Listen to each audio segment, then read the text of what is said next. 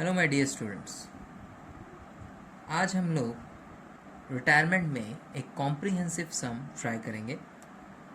Last lesson में मैंने आपको समझाया है कि how can we calculate the ratio like gaining ratio, new ratio after the retirement of the partner. Okay, उसके बाद हम लोगों ने कल वीडियो लेसन में सीखा कि गुडविल का ट्रीटमेंट कैसे करते हैं। Right, now we are going to start a comprehensive sum practice, जिसमें हम देखेंगे कैसे रिटायरिंग पार्टनर का सारा डिटेल्स आप अकाउंटिंग करते हो और किस तरह से रिटायरिंग पार्टनर, विच मीन्स कि कोई पार्टनर चला जा रहा है तो उसको तो हमें सेटलमेंट भी करना है। राइट, मतलब उसको तो पैसे दे के भेज देने कि भैया आप अपना हिसाब किताब करो चले जाओ, तो वो हिसाब किताब, वो अकाउंटिंग कैसे करते हैं। तो एक कंप्लीट सम जिसमें आपको balance sheet like admission of partner, उसमें भी जब कॉम्प्रिहेंसिव सम्स हम लोग ट्राई करते थे तो पूरा एक बैलेंस शीट साथ में कुछ डिटेल्स होते थे, उसके हिसाब से हम लोग काम करते थे और उसमें भी अकाउंटिंग कुछ स्टेप वाइज होती थी और यहाँ पे भी स्टेप वाइज ही है। ऑलमोस्ट दोनों सेम है, सो ज़्यादा आपको तकलीफ नहीं होगा समझने में। आपको सिर्फ ध्यान रखना है कि ये रिटायरमेंट का सम है, तो यहाँ पर जो रिटायरिंग पार्टनर है उसको हम लास्ट में यानी eight the time of closing the account, जब आप उसका अकाउंट क्लोज करने वाले रहोगे, कुछ सेटलमेंट्स करते हैं। सेटलमेंट्स इन द सेंस कि उसका जो एलिजिबल अमाउंट है, जो भी उसका बनने वाला हिस्सा है, सारी चीज़ों को जोड़ के कुछ अगर लॉस वगैरह है उसको एडजस्ट करने के बाद वो हम उससे पेमेंट कर देते हैं। राइट, अभी देखो, I have selected a sum for you. Ram, Shyam, Mohan were in partnership sharing profit and losses in the ratio of 3:2:1। Ram, Shyam, Mohan तीन पार्टनर हैं, 3:2:1 का एक रेशियो मेंटेन कर रहे हैं वो लोग। On 1 April 2011 Shyam retires, which means the middle partner Shyam retiring on that date. At that date their balance sheet was as follows. ये हमारा बैलेंस शीट है जो उस दिन के, मतलब at the time of retirement you are watching it. Right, आपको दिखाई दे रहा है। Now these are the items for which we need to deal of. Right, जिसका हम डील करेंगे एंड लेटर ऑन आपको नीचे में कुछ और डिटेल्स भी दिखाई देंगे जो कि मैं अभी वीडियो को आगे बढ़ाते हुए समझाऊंगा। पहले यहाँ पे थोड़ा हम डिटेल्स डिस्कस कर लेते हैं कि इसमें क्या क्या चीज़ें हैं। ये सारे लाइबिलिटीज़, इनफैक्ट कुछ रिजर्व्स वगैरह भी हैं। तो मैंने पहले भी बोला है कि चाहे आप रिटायरमेंट करो, एडमिशन करो, आपको तो रिजर्व को बांटना ही पड़ेगा, क्योंकि फर्म जो है आपका रिकंस्ट्रक्ट हो रहा है। आइदर वो एडमिशन की वजह से हो चाहे वो रिटायरमेंट की वजह से हो, फर्म में चेंजेस आ रहे हैं तो फ्रेश बैलेंस शीट बनता है, न्यू बैलेंस शीट बनता है। उसके लिए हम सारे वैल्यूज़ को ट्रू वैल्यू पे दिखाने के लिए पुराने सारे चीज़ों को राइट ऑफ कर देते हैं, यानी पुराने रिजर्व्स होते हैं तो बांट देते हैं, पुराना कोई गुडविल या लॉस पड़ा होता है तो उसको भी राइट ऑफ कर देते हैं। करने के बाद जो बचता है उसके हिसाब से फिर आगे बढ़ते हैं। ठीक है, यहाँ पर cash in hand, debtors, stock, इस तरह से आपको सारे एसेट्स के डिटेल दिए हुए। राइट, अब देखिए नीचे यानी जो अंडर द क्वेश्चन है क्या क्या डिटेल्स है जो हमें और आगे चल के काम देगा। लाइकवाइज रिवैल्यूएशंस के डिटेल्स होते हैं, पार्टनर का सेटलमेंट कैसे हो रहा है, अगर रेशियो कैलकुलेशन रिलेटेड और कोई फर्दर डिटेल्स है तो वो वहाँ पे मिलेगा, इस तरह की चीज़ें। Now see my dear students कि under the balance sheet there were these points, ठीक है, for which we need to deal.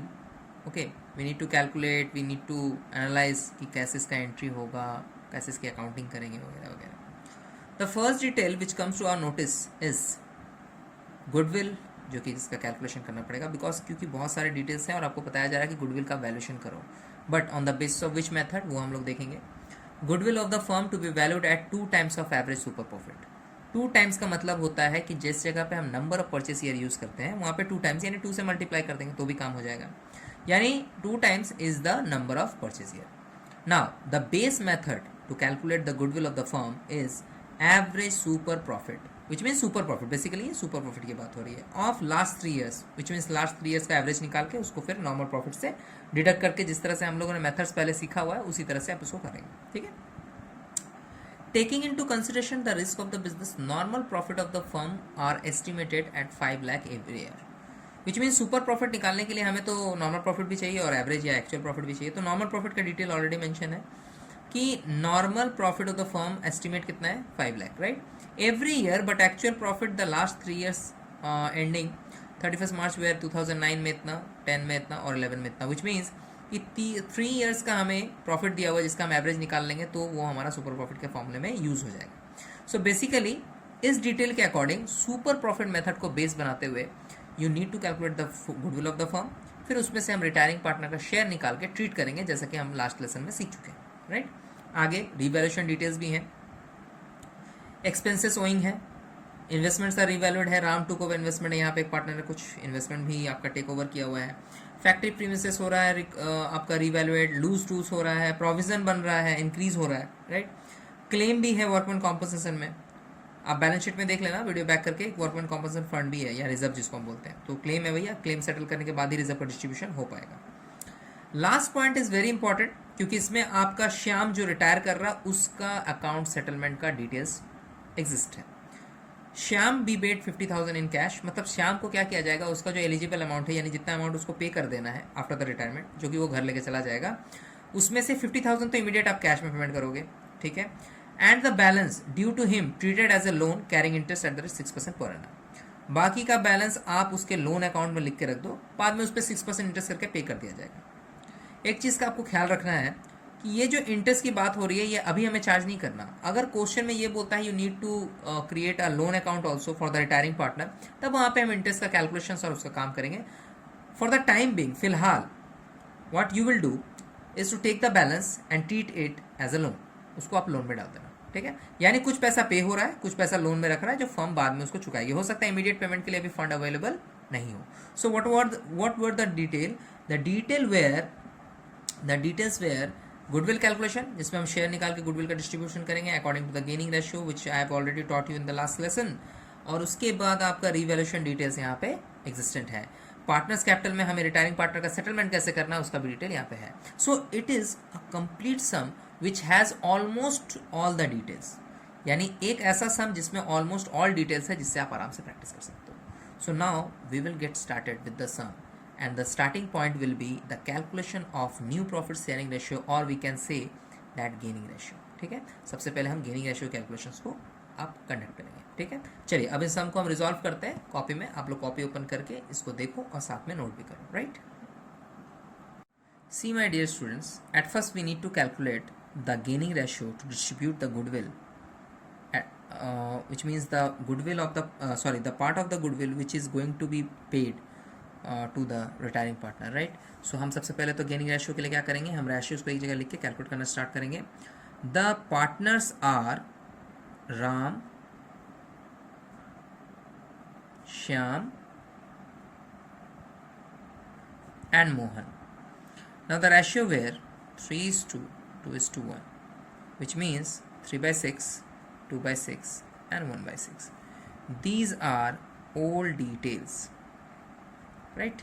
Now where are the new details, new details के बारे में कोई फर्दर इन्फॉर्मेशन मुझे क्वेश्चन में तो नहीं दिखाई दिया। आप क्वेश्चन बैक करो, अंडर द बैलेंस शीट या फिर अलग कहीं जगह पे कोई न्यू रेशियो ऑलरेडी मेंशन हो, ऐसा है नहीं। अगर ऐसा नहीं होता है तो हम बड़ा सिंपल सा एक ट्रिक या टिप यूज़ करते हैं कि the partner who is retiring, okay, पहले तो उसको आप मार्क करो। Shyam is retiring actually, so except Shyam the partner remain in the business are Ram and Mohan.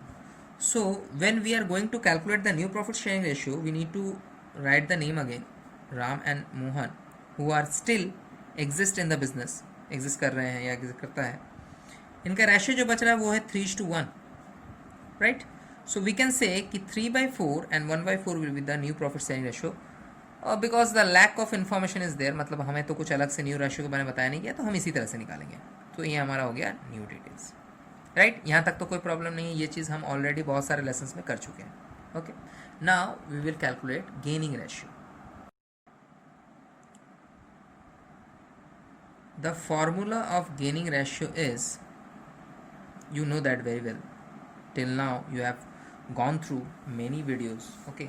सो आपको पता ही है गेनिंग रेशियो क्या होता है। गेनिंग रेशियो का फॉर्मूला होगा new ratio minus old ratio. So Ram is equal to new ratio है 3/4 माइनस 3/6 करेंगे, and Mohan whose new ratio is 1/4 right now, and the previous ratio which means the old ratio was 1/6। Now फटाफट LCM करते हैं without wasting time. 4 और 6 का जो LCM होता है वो होता है आई गेस 12। मैं एक बार चेक कर लेता हूँ। Yes, it will B 12, right. तो 9 minus 6 and 12, so 3 minus 2, the answer will come as 3/12 and 1/12, जिसको हम इग्नोर करके 3:1 में ही दोबारा कन्वर्ट करके लिख सकते हैं, मतलब डिनोमिनेटर को हम इग्नोर करेंगे, ठीक है। So gaining ratio is found, gaining ratio मिल गया। Now what we will do is to calculate the goodwill at first, because there is the method mention, not the whole goodwill. Goodwill mention नहीं है, goodwill का method mention है, तो हमें तो goodwill पहले कैलकुलेट करना पड़ेगा। And later on we will calculate the retiring partner share from it, and later on okay, the gaining ratio will be used there to distribute the retiring partner share of goodwill from the remaining partner, right? Remaining partners को देंगे ना तो gaining ratio से calculate करेंगे. Now we will continue. Now see, calculation of goodwill करेंगे super profit method से, right? So पहले तो हम यही लिख लेते हैं कि गुडविल होता क्या है, इसमें गुडविल का जो फॉर्मूला है वो कैसा है। गुडविल का फॉर्मूला बेसिकली इसमें होता है super profit into number of purchase year, right? ये आपका फॉर्मूला है। सुपर प्रॉफिट तो पता नहीं, but we will calculate. Now what will be the super profit? So super profit is equal to average profit of the business, okay, minus normal profit, right? Now what will be the average profit? Average profit के लिए मेरे पास detail है तो हम उसको calculate करते हैं। Normal profit already given है तो वो हम यहाँ मेंशन कर देते हैं। ये था 5 lakh every year. You can revise the video and see the question is mention, sorry the details are mentioned in the question कि normal profit for the firm are estimated at 5 lakh every year. तो ये 5 लाख हो गया normal profit. अभी बाकी details हमें calculate करने हैं, सो हम धीरे धीरे करेंगे। एट फर्स्ट एवरेज प्रॉफिट निकाल लेते हैं because this detail is important. Average profit will be the total of all profit divided by the number of year given, right? So total of all profit हो जाएगा आपका 6 लाख, 2009 का mentioned है profit, 5,50,000 mentioned profit related to the 2010 year, and 2011 का भी profit ही mentioned है 5,75,000 का। So the 3 years profit are given, so 3 से divide करेंगे average करने के लिए, right? Now average profit के लिए हमें calculate करना होगा। Now see my dear students, 17,25,000 is the total, divide by 3, so 5,75,000 is the found average profit, right? We will use this detail with the formula of super profit, 5,75,000. Do not forget, okay? So we will put 5,75,000 over here. Average profit हम लोगों ने calculate कर लिया, normal profit already given है, right? So the super profit will be rupees 75,000, right? One answer is found. Now the last but not the least formula put करेंगे goodwill के लिए 75,000, which means super profit हम लोगों ने निकाल लिया है। नंबर ऑफ परचेस ईयर के लिए यहाँ बोला गया था कि goodwill of the firm is to be valued at 2 times बोला गया था। You can back the video and see the question that 2 times बोला गया है। सो 2 से मल्टीप्लाई करेंगे तो पूरे फर्म का गुडविल जो फाइंड आउट होगा वो होगा 1,50,000, राइट? पूरे फर्म का गुडविल कितना हो जाएगा? 1,50,000। Now this goodwill will be the whole goodwill of the business. अब हम आगे इसका कैलकुलेशन और बढ़ाएंगे। सो जो आपका गुडविल है, goodwill of the firm, it is calculated as rupees 1,50,000, राइट? 1,50,000 पे कैलकुलेट हुआ है। नाउ यहाँ पर हम रिटायरिंग पार्टनर का पहले शेयर निकालेंगे because Shyam will having he share as a goodwill. जैसे श्याम का अगर शेयर निकालते हैं इसमें, Shyam share of goodwill which he needed through the gaining ratio of remaining partner. So ये हो जाएगा 1,50,000 का श्याम का जो शेयर है वो है आपका 2/6, 3:2:1 रेशियो था, राम श्याम मोहन, तो 2/6 है। सो अगर अकॉर्डिंग टू ये देखें तो हमारा जो आंसर आ रहा है वो आ रहा है 25,000 into 2, which means 50,000 is the share of Shyam, right? Shyam का शेयर कितना है? 50,000 है, ओके। ना 50,000 जो शेयर है श्याम का वो डिस्ट्रीब्यूट करेगा कौन कौन? ये शेयर डिस्ट्रीब्यूट करेगा Ram, okay, and Mohan, having the ratio of 1/4 and 3/4, right? So इसका है 3/4, इसका है 1/4 and the amount will be distributed very evenly. कोई प्रॉब्लम नहीं है, आराम से कैलकुलेट होगा, राउंड ऑफ वैल्यू ही है। यहाँ पे आ रहा है आपका 37,500, यहाँ पे आ रहा है 12,500. Okay, so these two amounts are the distributable or divided amount between Ram and Mohan, and it will be given to Shyam, okay, in the through the journal entry. So अब हम लोग journal entry भी करेंगे साथ में. So see what will be the entry जो हम लोग पहले प्रैक्टिस कर चुके हैं कि जब कोई पार्टनर रिटायर होता है तो उसका एडजस्टमेंट गुडविल का होता है पुराने पार्टनर यानी रिमेनिंग पार्टनर के कैपिटल अकाउंट से. सो हम लोग यहाँ पे क्या करेंगे, एंट्री कुछ इस तरह से मेंशन करेंगे, Ram's capital account debit. Okay, now Mohan's capital account debit to Shyam's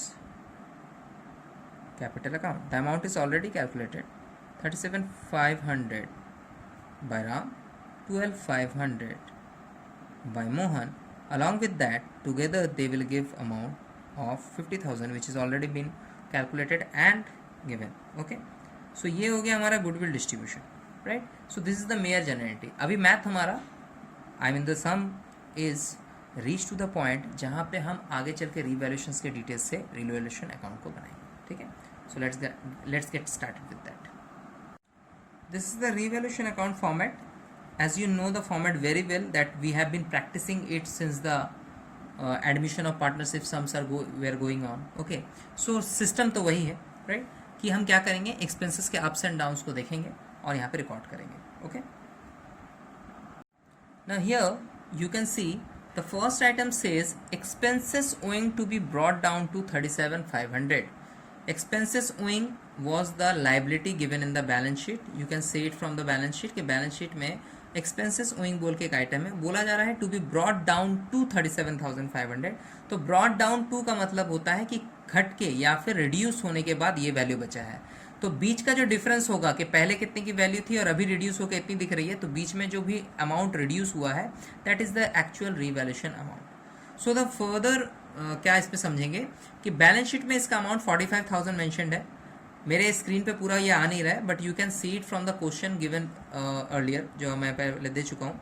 उसमें आप देखना लाइबिलिटी साइड में एक्सपेंसेस ओइंग है 45,000 का, और यहाँ पे इसका ब्रॉट डाउन टू वैल्यू है 37,500, विच मीन्स कि 45,000 यानी 45,000 का एक्सपेंसेस ओइंग अब ये 37,500 का दिख रहा है, शो कर रहा है बिजनेस में. And it affects the decrease in liability, और जब भी डिक्रीज होता है लाइबिलिटी हमें प्रॉफिट होता है और हम रिवैल्यूएशन के क्रेडिट में इसको ट्रांसफर करेंगे. The difference amount of course, ना कि 37,500, 37,500, this is the now the revaluate value, है ना. चलिए अब देखते हैं इसमें कैसे करेंगे. So when a liability is decreasing और decreased, we will write over here by expenses owing, by expenses owing the difference amount will be 45,000 minus 37,500. Okay, so हमारा कितना आ रहा है, हमारा आ रहा है 7,500, right. 7,500 will be the revalued amount. Now next one. Now you can see, my dear students, investments are revalued at, see my pen over here. Investments are revalued at 72,000. Investment को 72,000 पे revaluate किया गया है. Investment was given as 80,000 valued, right. So this value is changed at 72, which means 80,000 का investment 72,000 में convert हो गया है. इसका मतलब 8,000 का reduction in value of investment है. अब इन्वेस्टमेंट की वैल्यू अगर रिड्यूस हुई है तो एसेट्स का लॉस माना जाएगा and it will be going to the debit side of revaluation. But wait, there is another detail mentioned in the same sentence. Along with the sentence, a new sentence is attached. Ram took over investment at this value, which means the investments are revalued at first. पहले इसका revaluation हुआ है कि चलो ये 72,000 का दिख रहा है, 72,000 का, ठीक है, अच्छी बात है. राम ने क्या किया, इसी इन्वेस्टमेंट को इस वैल्यू पे टेक ओवर कर लिया, तो राम के अकाउंट में चला जाएगा ये, क्योंकि वो तो एसेट्स टेक ओवर कर रहा है. ठीक है, सो राम के खाते में हम लिखेंगे 72,000 investment, but the loss will be there of course. 80,000 का इन्वेस्टमेंट अगर 72,000 का वैल्यूएशन में कुछ उस पर काम कर रहे हो तो 8,000 का तो डिफरेंस आ ही गया, ये हमारा लॉस है, राइट. चलो हम देखते हैं कैसे मेंशन करेंगे. Any kind of loss in asset will be going here. So हम यहाँ लिखेंगे टू इन्वेस्टमेंट, हमारा इन्वेस्टमेंट का लॉस कितना है 8,000 rupees, right? So it is mentioned right now. Now the next point is factory premises is to be revalued at 2,43,000. Factory premises का भी revaluation हो रहा है जो कि 2,43,000 पे हो रहा है। और फैक्ट्री प्रीमिसेस हमारे बैलेंस शीट में 2,25,000 का मेंशन है, right? See my dear students, the factory premises is given as 2,25,000 and the further detail showing over here that factory premises is to be revalued at 243, यानी 2,25,000 का factory premises अब revalued होकर 2,40,000 पे 43,000 पे दिख रहा है, which means there is an increase of asset. Okay, so ये रिवैल्यूएशन के गाइड में जाएगा। एंड साथ में हम ये भी पढ़ लेते हैं कि loose tools at 36,000, loose tools तो 40,000 का मेंशन है बट इसका रिवैल्यूएशन हुआ है 36 पे, तो यहाँ पे रिड्यूस कर रहा है, which means one asset is appreciating increasing and another is decreasing. Okay, so इन दोनों का ख्याल रखते हुए हम एंट्री मेंशन करेंगे रिवैल्यूएशन अकाउंट में। Now see my dear students, investment revalued होकर बढ़ रहा है, सॉरी फैक्ट्री प्रीमिसेस रिवैल्यूड होकर बढ़ रहा है, सो हम यहाँ पे क्रेडिट साइड में मेंशन करेंगे बाय फैक्ट्री प्रीमिसेस, राइट? सो फैक्ट्री प्रीमिसेस कितना है, तो फैक्ट्री प्रीमिसेस हमारा है 2,43,000 जो कि पहले 225 का था, विच मीन्स 18,000 वैल्यू जो है वो इंक्रीज हो गया है इसका। सो हम यहाँ एज ए प्रॉफिट मेंशन कर देंगे by factory premises. But there is an asset where we have loss, okay, जहाँ पे हमें लॉस हो गया, सो टू लूज टूल्स लिखेंगे। The value of loose tools was 40,000 and now it is revalued at 36, which means 4,000 का loss हो गया, right? सो दो एसेट्स के काम हम कर चुके हैं। Now the next one says provision. Okay, now see what is the next one, next adjustment over here, given over here. Now if you can see my dear students, आप लोग को दो डिटेल पे बहुत ज़्यादा ध्यान देना है। Here the adjustment says that the provision for doubtful debt to be increased by 19,500. So by word का मतलब होता है कि जितना रुपया का मेंशन किया हुआ रिवैल्यूएशन उतना रुपया ही रिवैल्यूएशन अकाउंट में उस फाइनेंशियल आइटम के नाम पे जाएगा। But wait, there is another provision which is being deducted. So इसका क्या करें? देखो भैया, ऐसा है कि प्रोविजन तो इंक्रीज बाय बोला गया ना, तो इसमें कोई एडजस्टमेंट की बात हुई नहीं, ये और बढ़ेगा, विच मीन्स ये तो रहेगा ही existent 10,000, but there is a already increment of 19,500। See my finger, 19,500 ये बाय में है, यानी इतना रुपया से ही आपको और रिवैल्यूएशन करना है प्रोविजन पे, विच means the new provision will be of 19,500 on debtors, right? कैसे मेंशन करेंगे? जब भी प्रोविजन होता है तो हम यहाँ मेंशन करते हैं, तो I will write to provision for doubtful debts account, the amount will be 19,500 as it mentioned already. Okay, now अब क्या करें? अब हम नेक्स्ट आइटम के लिए रीडिंग करेंगे। Now see here, claim on account of workman compensation is 18,000. Remember, this kind of claim, okay, can be converted into increase of liability just because the reserve is available there, and we can adjust this kind of claim from the reserve, available reserve, which is of course for this claim. Okay, so अगर ये 18,000 आपका उस reserve से adjust हो सकता है, so there is no need to be posted in the revaluation account कि इसमें कुछ घट गया बढ़ गया ऐसा कुछ, राइट? सो एक क्लेम है, इसका बारे में हम बाद में डिस्कस कर लेंगे कि ये रिजर्व से रिलेटेड है, तो रिजर्व तो बाद में डिस्ट्रीब्यूट होता है, it will not come into the revaluation account. Okay, so इस लाइन को, इस एडजस्टमेंट को हम लेटर ऑन देखेंगे। और लास्ट एडजस्टमेंट हमारा श्याम का पेमेंट का है, जो कि हम पार्टनर कैपिटल के बाद में जब सेटलमेंट कर रहे होंगे तब करेंगे। So the revaluation details are over from here to here. आपका थ्रू 3, 4, 5 में जो भी मेंशन किया हुआ था उसमें आपका जो रिवैल्यूएशन डिटेल्स था वो काम हो गया है। अब हम रिवैल्यूएशन में से आइदर प्रॉफिट और लॉस फाइंड आउट करेंगे। Now see my dear students, the total is debit side exceeded. The total of debit side is exceeded because the total says that it will come as 31,500. Okay, so it will be posted in both sides and we will find the loss from here. We will write that by loss transferred, right? The name was of the partner is Ram, Shyam and Mohan, and remember one thing, as it is a retirement sum, Here the all partners are the old partners. I am repeating again, the all partners, ALL, all partners are old partners. So whatever loss or profit will come, it will be distributed evenly through the ratio of old partners, which means to the all partner, which means Ram and Shyam and Mohan, they will together get the loss or profit as calculated, as per calculation, right? The profit or loss will come, okay, there is a loss, okay, and the loss will come as 6,000, I guess. Yes, 6,000. It has come 6,000. And the distribution on the basis of 3:2:1 old ratio will be 3,000, 2,000 and 1,000. Now see here, the retiring partner Shyam will get also the loss of revaluation, which means at the time of retirement, the partner who is retiring will suffer from the loss which is already being done when he was existing in the business. जब वो business में था तब जो भी loss हो रहा होगा, चाहे वो प्रॉफिट से एसेट से रिलेटेड लॉस हो, कोई रिजर्व फंड का लॉस हो, या कुछ भी एडवर्टाइज वगैरह है, बैड डेप्ट वगैरह है, सबका शेयर उसको भी बेयर करना पड़ेगा जाने से पहले, right. Now the revaluation account is completed. Okay, now we will move forward to the next account, which is very important and complicated as well, which is partners capital account, right? See my dear students, this is the partners capital account which I am preparing. Now the first thing which you need to do is to write the opening balance of every partner's capital. Now the opening balance which you can find in the balance sheet, which is already being given in the question, the Ram, Shyam and Mohan's capital are respectively given as 2 lakh, 1 lakh 50, okay, and for Mohan it is 1 lakh. Now these capitals are already being given, and now we are moving forward to the adjustment of different types of items into the partners capital account.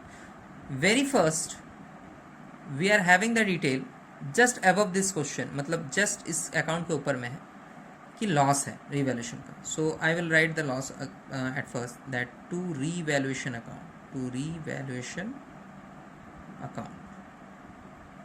bracket में मैं mention करता हूँ ये loss है. So what will be the loss? Loss is already being calculated, 3,000, 2,000 and 1,000, right? Now the next question is, what will be the next entry or posting? The next entry or posting will be the goodwill given by the gaining partner to the retiring partner, right? So it is already being calculated that the goodwill amount will be, what will be the goodwill amount, and it will be adjusted through the capital account of course.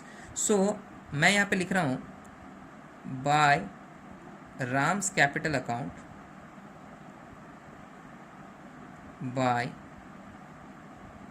Mohan's capital account, right? So what is the amount? The amount is 37,500 given by Ram and 12,500 from Mohan, and this amount is also need to be deducted from Ram and Mohan's account. So the entry will be to Shyam's capital account, 37,500 from Ram account, it will be deducted, and 12,500 will be given by Mohan, right? So some items are being posted. Now I am getting forward to the next item, which is already given in the book, and the balance sheet says that there was a reserve fund of 1,05,000 and it will be distributed on the basis of old ratio, right? So I am going to write it by reserve fund account. Now 1,05,000 was the amount. If you can see the balance sheet in the previous lesson, in the previous screen, and you will find that there were two types of reserves. First is reserve fund having the amount of 1,05,000, and second one is workman compensation reserve having the amount of 48,000, right? So at first we need to distribute the reserve fund, of course. It is the simplest form, need to be divided.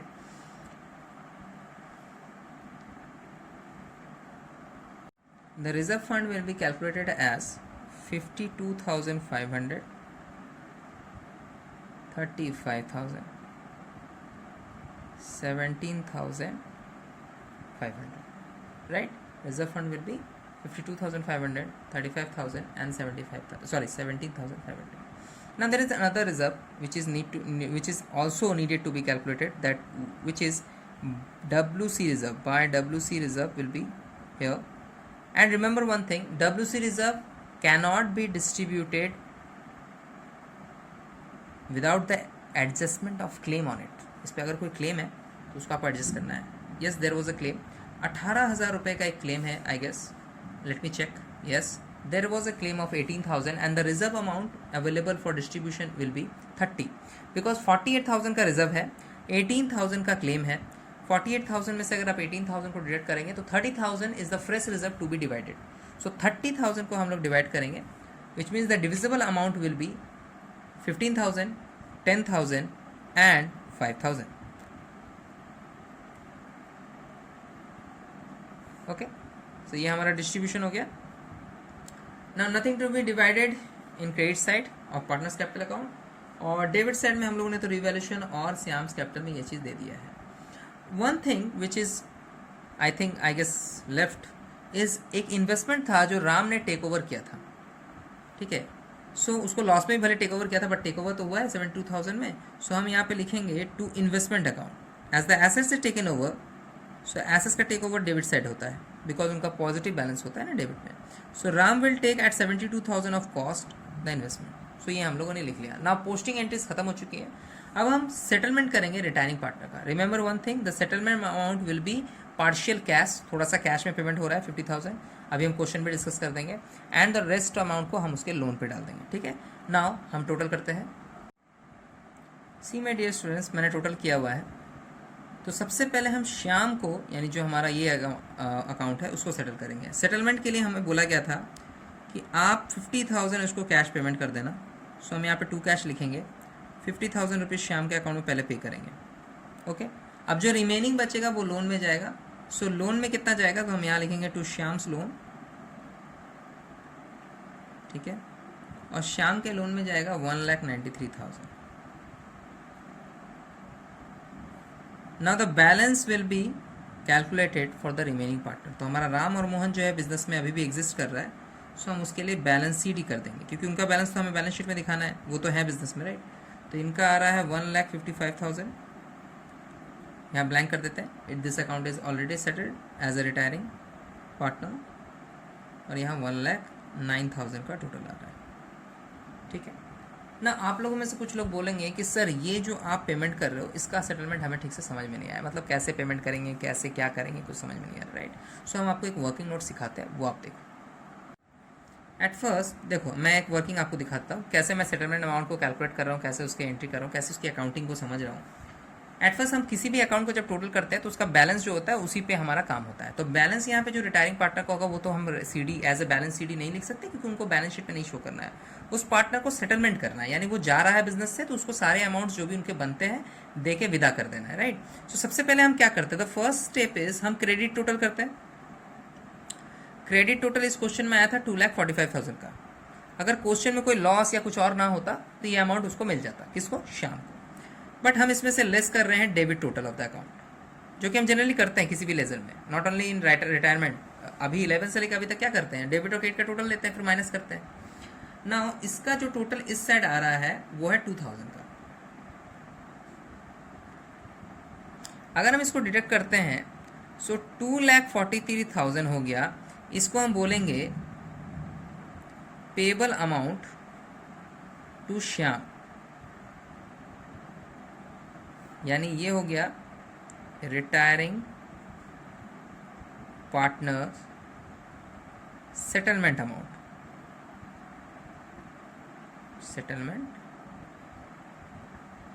Right, ये हो गया. But question says कि इसमें से हम थोड़ा cash payment कर देंगे, विच मीन्स 50,000, राइट.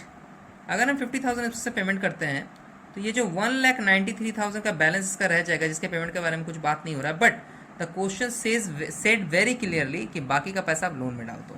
सो ये हो जाएगा हमारा श्याम्स लोन अकाउंट में ट्रांसफ़र।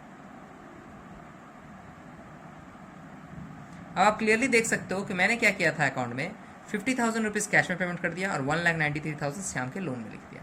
अब आप बैक एक बार पार्टनरशिप कैपिटल देख लो, उसके बाद हम आगे बढ़ेंगे। See over here my dear students, यहाँ पे हम लोग क्या किए हैं कि कैश में 50,000 पेमेंट कर दिया और श्याम का लोन में 193, just according to the working note. तो ये वर्किंग नोट भी मैंने आपको शो कर दिया। Now we will prepare the new balance sheet after the retirement of Shyam, right. See my dear students, अब हमारा लास्ट स्टेप है बैलेंस शीट, जो कि आफ्टर रिटायरमेंट बनेगा उसके लिए। तो हम क्या करेंगे, पुरानी बैलेंस शीट्स के आइटम्स को लिखेंगे, उसमें जो रिवैल्यूएशन होगा उसको चेंज करेंगे और नए वैल्यू पे उसको दिखाएंगे। यही सिंपल सा स्टेप है। सबसे पहले लायबिलिटी साइड में होगा ट्रेड क्रेडिटर। क्या हमारे क्रेडिटर में कोई चेंजेस आया था, यानी कोई रिवैल्यूएशन वगैरह हुआ है क्वेश्चन में, वो हम चेक करेंगे। मेरे हिसाब से क्रेडिटर पे कोई नहीं था, मैं एक बार चेक कर चुका हूँ। सो ये हमारा लास्ट बैलेंस शीट में 30,000 मेंशन हो रहा था और अभी भी इसमें कोई चेंज नहीं है, सो ये 30,000 ही मेंशन होगा, राइट। उसके बाद हमारा एक आइटम था बिल्स पेबल। इसके साथ भी कोई अप्स एंड डाउन्स यानी रिड्यूस या आपका इंक्रीमेंट नहीं हुआ है, सो ये भी जितने का था 27,000 का उतना ही रिफ्लेक्ट करेगा। एक आइटम है हमारे पास एक्सपेंसेस ओइंग, इसमें कुछ है। इस आइटम में